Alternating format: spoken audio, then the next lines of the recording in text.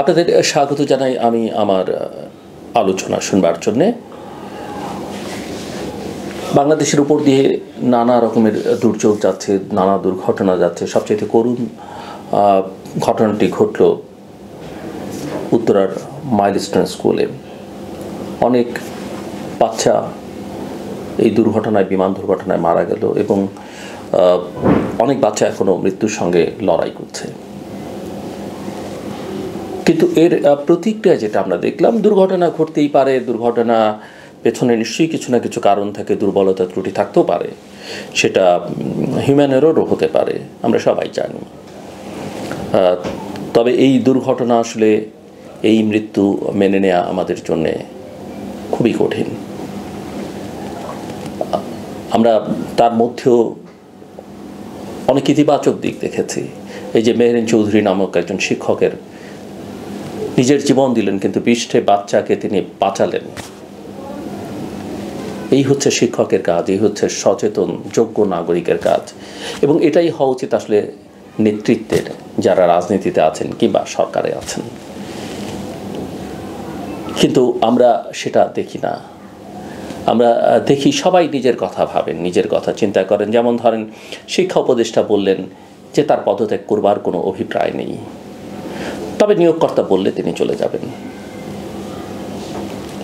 আবার ওই নিয়োগকর্তা যিনি, প্রফেসর মোহাম্মদ ইউনূস, অন্তর্বর্তীকালীন সরকারের প্রধান উপদেষ্টা, তিনি একসময় বলেছিলেন তার নিয়োগকর্তা হচ্ছেন ছাত্ররা।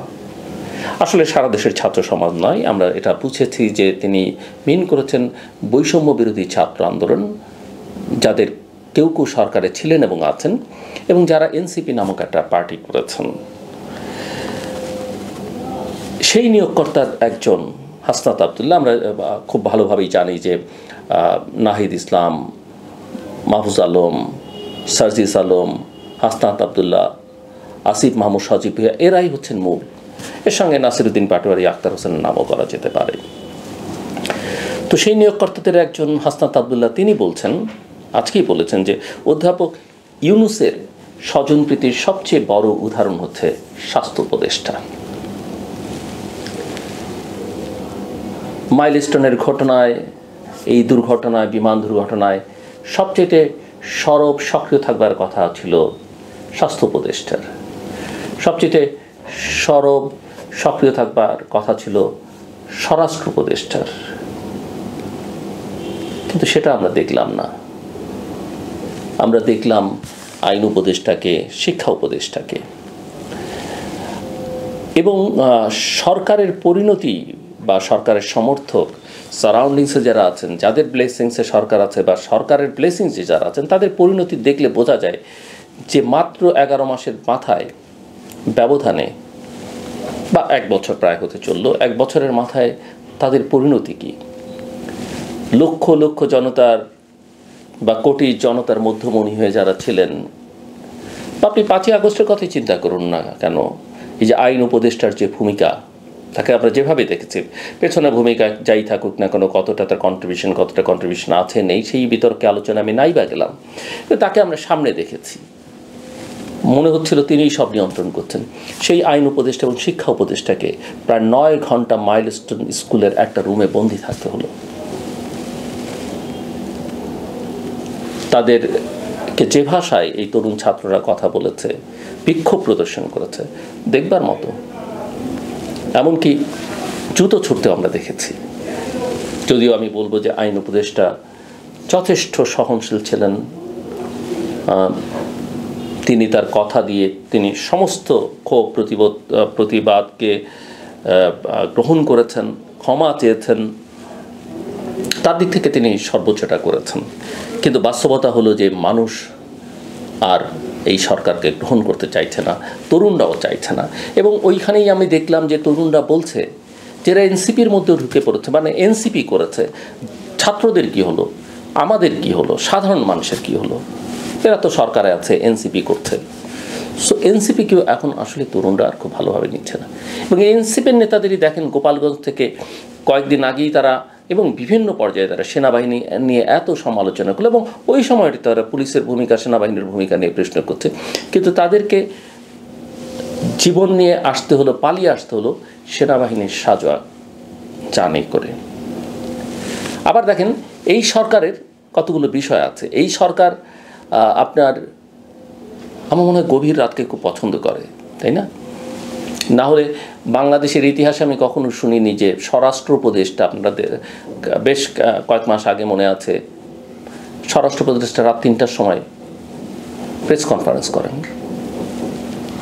৩টার সময় পত্রিকা ছাপা হয়ে যায়, কেউ পত্রিকা ছাপে না। ৩টার সময় সংবাদ মাধ্যমের কর্মীরাও খুব একটা অ্যাক্টিভ থাকে না, কিন্তু উনি ৩টার সময় প্রেস কনফারেন্স করেন। আবার দেখেন এই যে বিমান দুর্ঘটনা ঘটলো দিনের বেলায়, তারপরে অনেক ঘন্টা গেছে, এসএসসি এসএসসি পরীক্ষার ইস্যুজ আছে, ছাত্রদের পরীক্ষার হবে কি হবে না, কখন হবে, রাত 2:45টার সময় পরীক্ষা স্থগিত করলেন। 2:45টার সময় কে সজাগ আছে এই খবরের জন্যে? হ্যাঁ, অনেকে সজাগ ছিলেন, আপডেট জানতে চেয়েছিলেন, স্যার পার্সেন্টেজটা কত, এবং আপনি এই কোমলমতি শিশুদের সঙ্গে আসলে কি আচরণ করলেন? আপনি মনে করেন রাত 3টায় তার পরীক্ষা থাকলেও তাকে জেগে থাকতে হবে, পরীক্ষা না থাকলেও তাকে জেগে থাকতে হবে। এই যে সিদ্ধান্ত, অর্থাৎ দেখা যাচ্ছে যে এটা গভীর রাত প্রীতি এই সরকার আছে। আমি জানি না এই সরকারের বিদায়টা গভীর রাতে হবে কি না, অথবা তারা ভয় পান কিনা যে গভীর রাতেই তাদের বিদায় হতে হবে, তাদের ওই রাত 3টা-4টা পর্যন্ত তাদের জেগে থাকতে হবে বা দেশকে জাগিয়ে রাখতে হবে। এটা আমার একটা প্রশ্ন তাদের কাছে থাকলো। আবার দেখেন এমন একটা দুর্যোগ, একটার পর একটা দুর্যোগ ঘটে যাচ্ছে দেশে। আমরা জানি যে আমাদের রাজনৈতিক নেতৃত্বের, বিশেষ করে বড় বড় নেতাদের এবং আরও বিশেষ করলে প্রধান উপদেষ্টার বাংলাদেশের গণমাধ্যমের প্রতি তেমন কোনো আকর্ষণ নেই। তারা বিদেশি একটা অনলাইন পোর্টাল, যেটাতে হয়তো 100 রিডারও নেই, সেটাতেও তারা সানন্দে সোৎসাহে ইন্টারভিউ দেবেন, কিন্তু বাংলাদেশের প্রেসকে ফেস করবে না। যদিও প্রধান উপদেষ্টা 2-3টে তার পছন্দের কাগজকে ইন্টারভিউ দিয়েছেন ইনিশিয়ালি, এরপর আর কোনো কথাবার্তা বলেননি। বাট আমরা তাদের মধ্যে এমন কোনো কষ্ট দুঃখের প্রকাশও দেখতে পাই না, বরং তারা রাজনীতি নিয়ে সরকার রাজনৈতিক দলগুলোকে, একদিকে ঐকমত্য কমিশনের আলোচনা চলছে, অন্যদিকে প্রধান উপদেষ্টাও প্রথম দিনই 4টে রাজনৈতিক দল নিয়ে বসে গেলেন, তারপরে আবার 13টি রাজনৈতিক দল নিয়ে আজকে বৈঠক করলেন। এখন প্রশ্ন হচ্ছে এই বৈঠকের মানে কি? বৈঠক থেকে কি বার্তা পেলাম?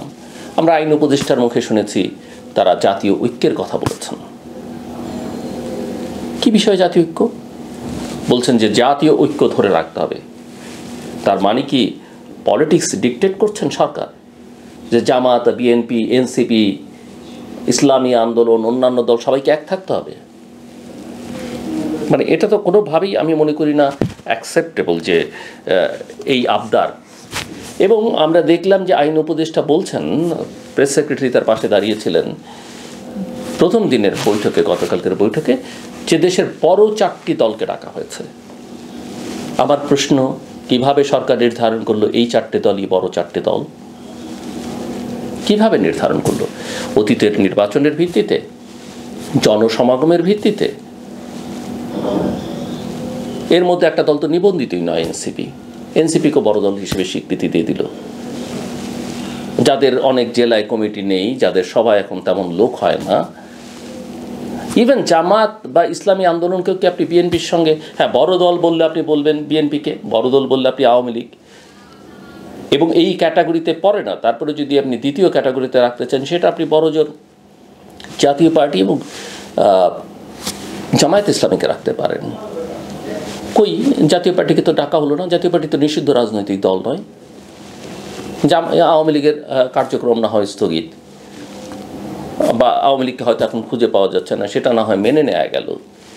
কিন্তু আমার প্রশ্ন যে বড় দলের কাতারে কিভাবে জামাত, ইসলামী আন্দোলন, বিএনপি এবং এনসিপি একসঙ্গে বসে, এবং সরকারকে এই এখতিয়ার কে দিল যে সরকার সেটা ঘোষণা করছে, বলছে পাবলিকলি যে 4টে বড় দলকে ডেকেছে।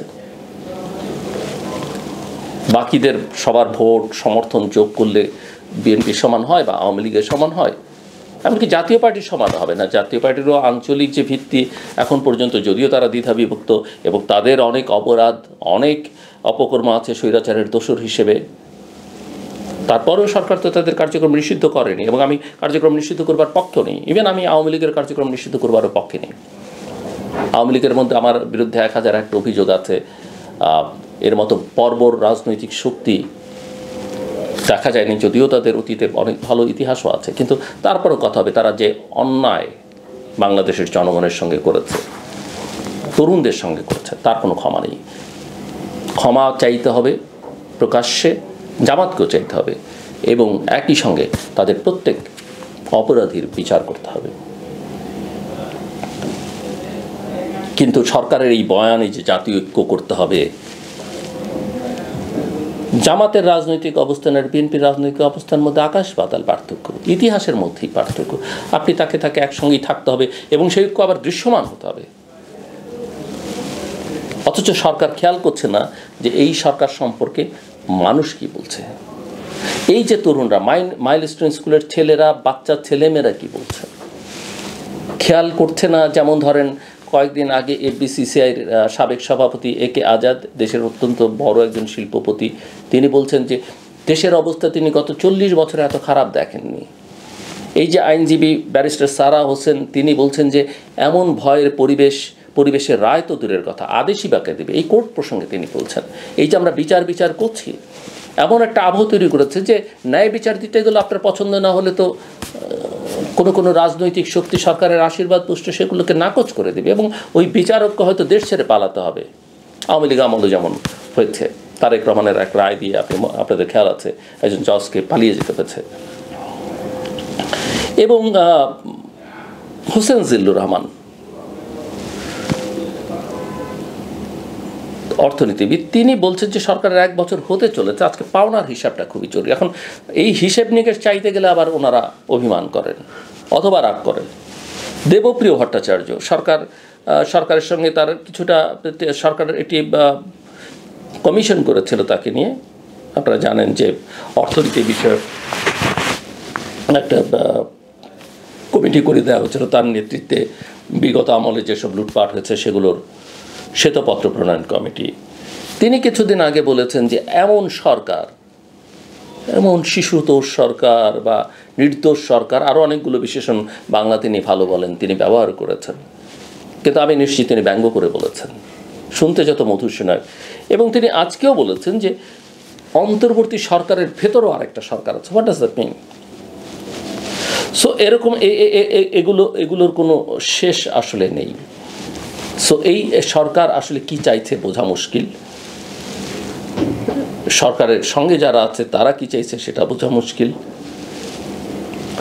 এবং এটা বোঝাই যাচ্ছে, এখন অনেকে অনেক কথা বলবেন, ওই যে জাতীয় ঐক্যের কথা আমরা শুনছি সরকার বলছে, আবার তারা জাতীয় সরকার করতেও চায়, এবং তা আবার কেউ এটাও বলছেন যে দেশের রাষ্ট্রপতি হবেন বেগম জিয়া, প্রধানমন্ত্রী প্রফেসর ইউনূস, উপপ্রধানমন্ত্রী তারেক রহমান, আবার জামাত, সবাইকে নিয়ে সবার যত অতীতের পাপ আছে সব অ্যাকোমোডেট করে আমাদের একটা জাতীয় সরকার করতে হবে।